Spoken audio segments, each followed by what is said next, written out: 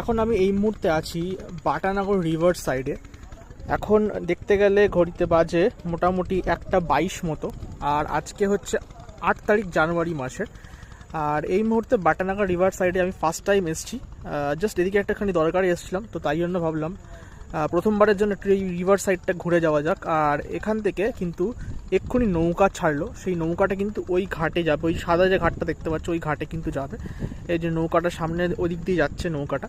তো ওভারঅল আমি এসে জায়গাটা যেটা দেখলাম বেশ ভালো কিন্তু একটা জায়গা। এটা কিন্তু সাউথ 24 পরগনার মধ্যে পড়ছে, এই বাটানগর মহেশতলার মধ্যেই পড়ছে। এই বাটানগরের গঙ্গা, এটা কিন্তু হুগলি রিভার। আর সব থেকে বড় কথা, এখানে এসে যেটুকু দেখতে পেলাম বেশিরভাগ জায়গাটা এখানে আশেপাশে কনস্ট্রাকশনের কাজকর্ম চলছে। পাশেই একটা মন্দিরের কনস্ট্রাকশন চলছে এই মুহূর্তে, এবং আমি যেখানে দাঁড়িয়ে আছি সেটাও কিন্তু একটা কনস্ট্রাকশন এরিয়াতেই দাঁড়িয়ে আছি। এবং রোদ থাকলেও রোদ কিন্তু গায়ে লাগছে না, কারণ হাওয়া কিন্তু খুব বেশ ভালো হাওয়া দিচ্ছে। জায়গাটা কিন্তু বেশ ভালো। আমি যেটুকু এসে ফিল করলাম এখানে কিন্তু কাপেল ভর্তি, মানে কাপেলদের জন্য কিন্তু একদম অ্যাপ্রোপ্রিয়েট জায়গা আড্ডা মারার জন্য।